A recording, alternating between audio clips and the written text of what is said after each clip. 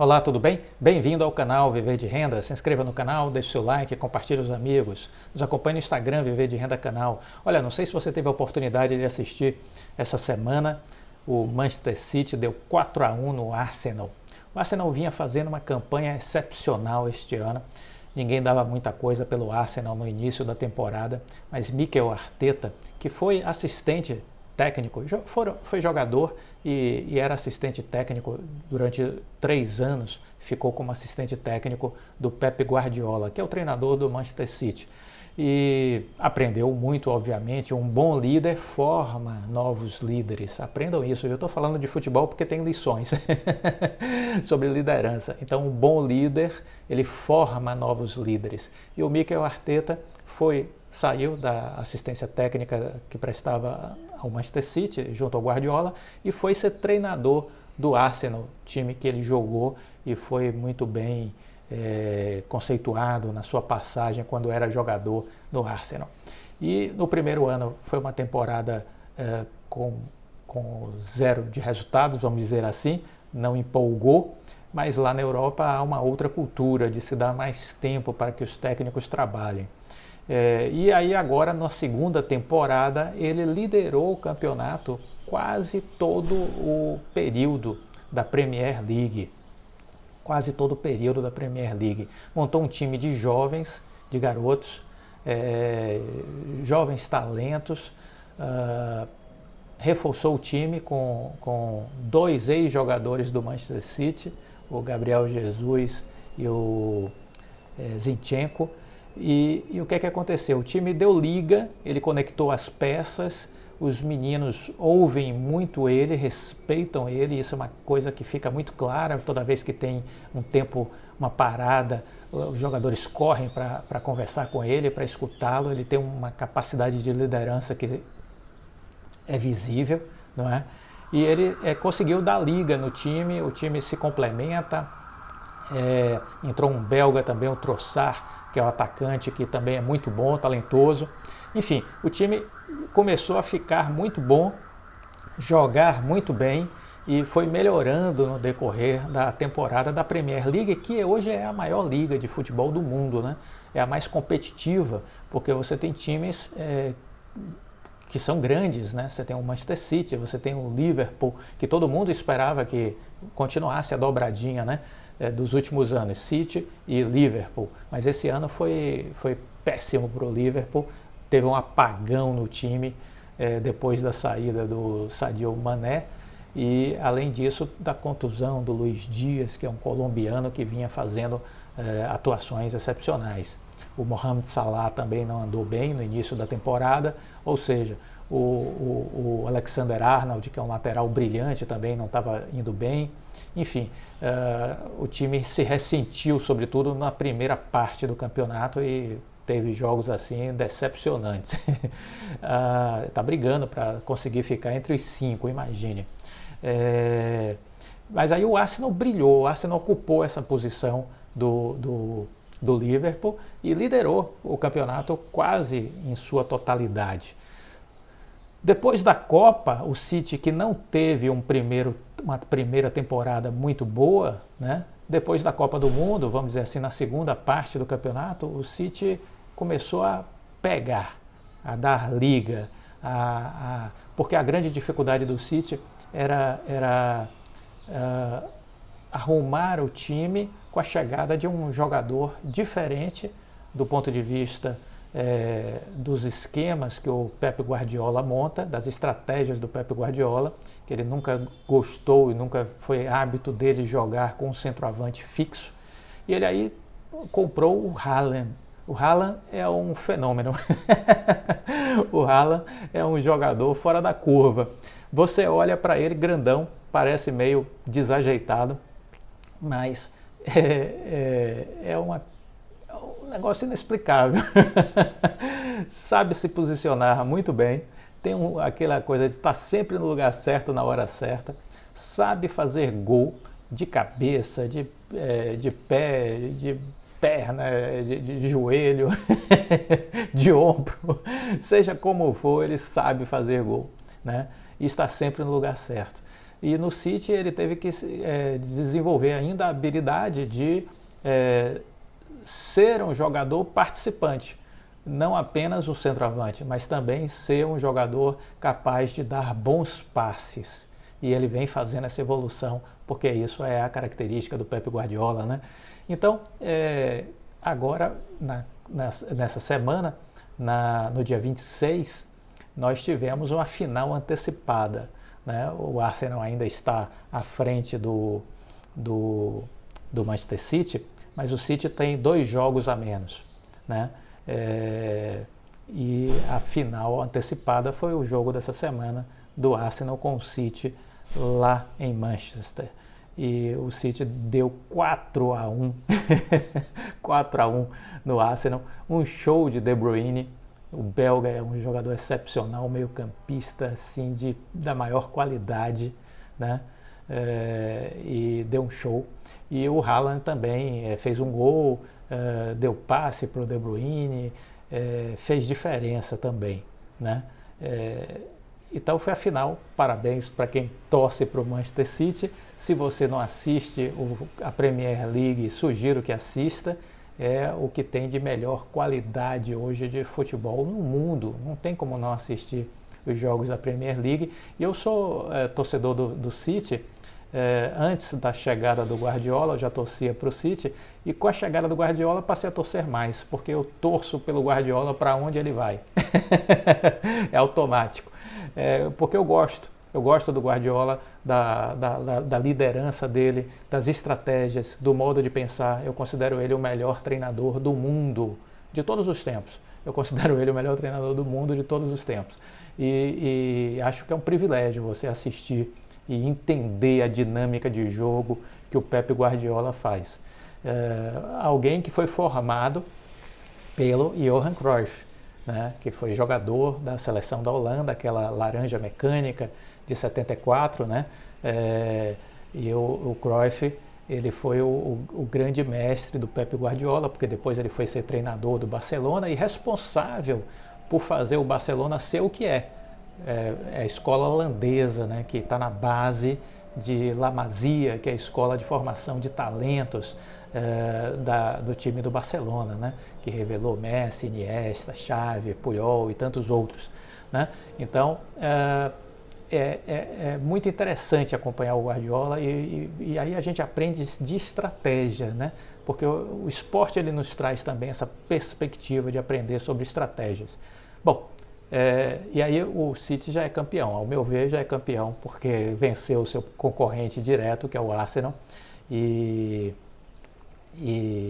está com as partidas a menos que tem, seguramente vai terminar o campeonato com pelo menos 4 pontos de frente, é o que eu espero, pelo menos 4 pontos de frente do Arsenal, que vai ser vice-campeão, mas também de parabéns o Mikel Arteta. Perdeu para o mestre, é normal você às vezes não vencer o seu mestre, e porque tem mais experiência, tem mais rodagem, né? Tem mais tempo de chão, obviamente, né? Muito bem, voltando agora para falar de Oi. A Oi, ela disse que o seu plano de recuperação novo, né, judicial, vai sair antes dos resultados de 2022. É um negócio grosseiro isso, né? Os resultados do quarto tri de 22, que consolidam o ano de 22, só serão conhecidos quase que no final de maio, chegando em junho, na metade do ano praticamente, né? É um negócio que eu não consigo entender. Mas enfim, a Oi disse ao mercado que prevê concluir a apresentação do seu plano de recuperação judicial antes de divulgar os resultados de 2022. A empresa acabou divulgando alguns dados preliminares que apontam para a alta nas receitas, embora tenha uma forte queda no EBITDA. A Oi informou ao mercado no dia 21 de abril, que era feriado, né? Que foi feriado, que adiou a divulgação dos resultados de 2022. A operadora é a única companhia aberta do setor no Brasil que ainda não apresentou os dados do desempenho do ano passado. É preciso dar uma medalha comemorativa ao Rodrigo Abreu. que não pode ser modesto, que precisa alardear aos quatro cantos do mundo essa sua capacidade de bater recordes. É a única empresa de companhia aberta do setor no Brasil que ainda não apresentou os dados de desempenho no ano passado. A divulgação estava programada para março, foi adiada para abril e agora, mais uma vez, foi jogada para 22 de maio. A empresa acabou destacando o fato relevante, enviando à CVM, de que a publicação das planilhas do ano passado vai ocorrer após a data prevista para o protocolo do seu plano de recuperação judicial. A empresa diz que a elaboração do plano está avançando, em função já de uma assinatura do contrato de empréstimo de 275 milhões com os fundos de investimentos estrangeiros, que foi feito em 21 de abril, e agora resta pendente apenas a formalização da documentação definitiva do acordo de apoio à reestruturação da dívida com os credores. A fim de lidar com as especulações do mercado financeiro, a Oi decidiu, de forma generosa, apresentar alguns dados preliminares que deverão constar no balanço de 2022. Aí eles destacaram a receita líquida. No quarto trimestre foi de 2,6 bi. No consolidado do ano de 22 foi de 12,49 bilhões. Então, receita líquida no quarto tri, 2,6 bilhões. No ano, 12,49 bilhões. O EBITDA de rotina no quarto trimestre foi de 320 milhões e no ano de 22, 2,14 bilhões de reais.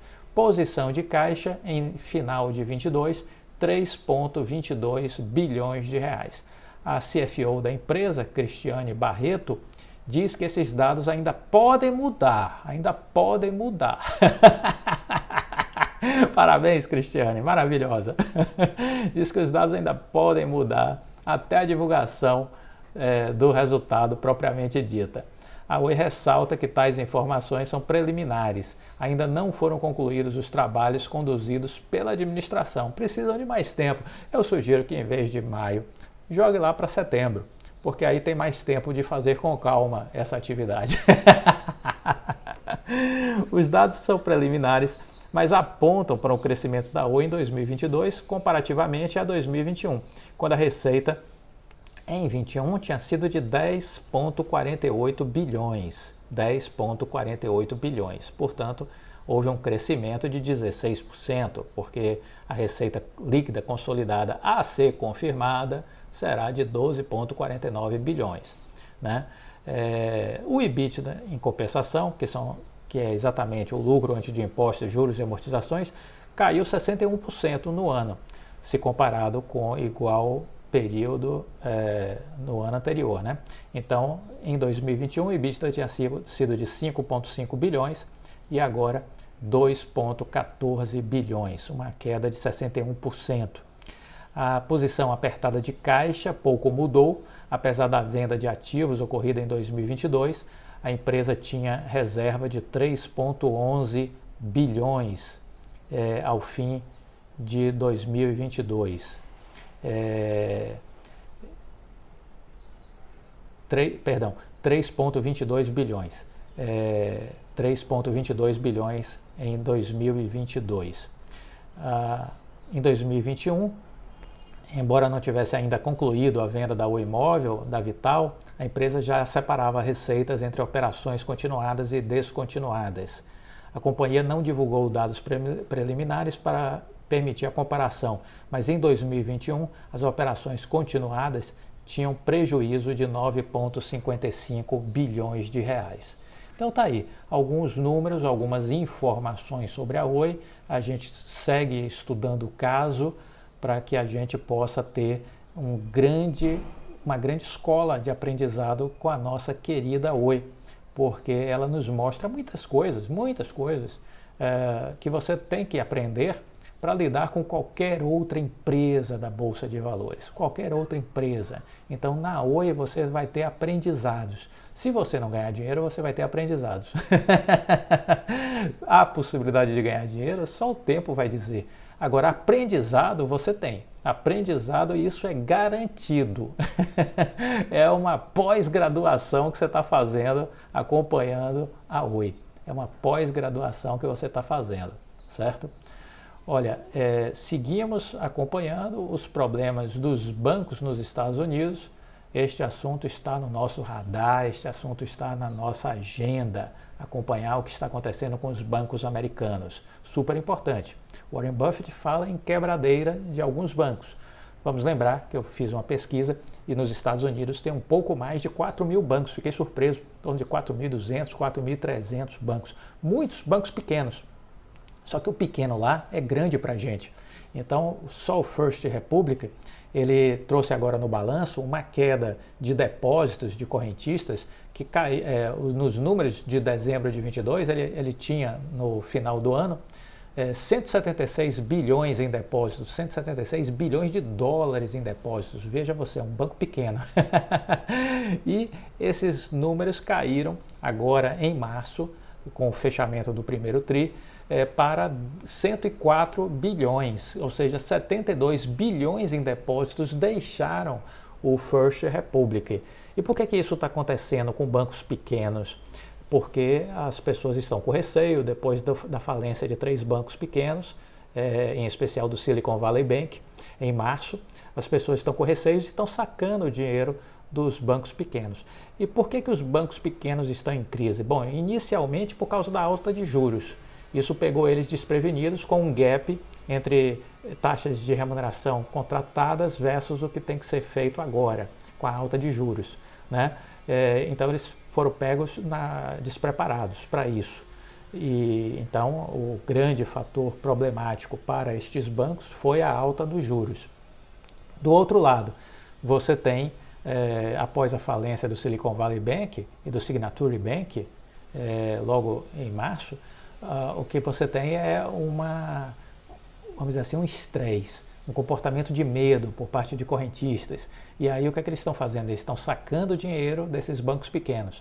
Isso fragiliza ainda mais a situação dos bancos pequenos nos Estados Unidos. Por isso o Warren Buffett fala em quebradeira, né? Como isso vai impactar a política de juros dos Estados Unidos? Como isso vai impactar as decisões do Federal Reserve? Vamos seguir acompanhando, vamos seguir acompanhando. Há riscos de um 2008 sair do armário e os fantasmas serem soltos? Penso que o Federal Reserve não será estúpido para cometer este erro. Penso que o Federal Reserve não será estúpido para cometer este erro. Mas seguimos acompanhando. Este é o nosso foco de atenção hoje. Estes assuntos a gente fala correntemente em nossa mentoria, quando a gente tem a oportunidade de uma vez por semana ter um tete-a-tete com você via videochamada. Conversamos de 35 a 40 minutos falando sobre o cenário econômico dos Estados Unidos, sobre a China. A China cresceu 4,5% no primeiro TRI. O que esperar dos próximos trimestres, né? Estou falando em nova onda de Covid. Isso é uma ameaça? Isso vai repercutir novamente no fechamento do país? O que esperar? Como anda a situação do frete marítimo depois daquele fechamento de 45 dias de Xangai, que fez a inflação explodir no mundo inteiro? Fez a inflação explodir no mundo inteiro. O que fez a inflação subir? O fechamento do porto de Xangai em 2022, 45 dias. O pessoal ainda não entendeu isso, desculpa. Falta de conhecimento. Conhecimento liberta, ignorância aprisiona. Invista em conhecimento. Venha fazer mentoria com a gente. Assine a Seleção de Empresas, a gente faz uma análise mensal de cenários macroeconômicos, falamos do fluxo de investimentos estrangeiros, né? Que é algo importantíssimo. O estrangeiro ele movimenta de 54% a 58% de recursos na Bolsa de Valores. De 54% a 58% dos recursos que circulam na Bolsa são dos estrangeiros. Como não olhar o que eles fazem? Como não olhar o que eles fazem? É determinante o que eles fazem para a alta da Bolsa ou para a queda, ou para o andar de lado. Que são só esses 3 movimentos que a Bolsa faz. Ou a Bolsa sobe, ou a Bolsa cai, ou anda de lado. Tendência de alta, tendência de baixa e consolidação, que é a lateralização. Parece que você não sai do lugar. É isso. São 3 movimentos. É simples de entender os movimentos da Bolsa. Mas como eles se alteram? Fluxo estrangeiro. A alteração do movimento se deve ao fluxo estrangeiro. Se de 54% a 58% do capital que circula dentro da bolsa vem deles, é este fluxo que determina o que vai acontecer. É preciso acompanhar. Então tudo isso a gente faz na nossa seleção de empresas. A gente estuda também algumas empresas que entram no nosso radar, que eu estou investindo, que eu estou estudando, né? Então isso vai lhe ajudar, não tenho a menor dúvida disso. Gostou do vídeo? Deixa aí o seu like, compartilhe com os amigos, fique com Deus e até a próxima.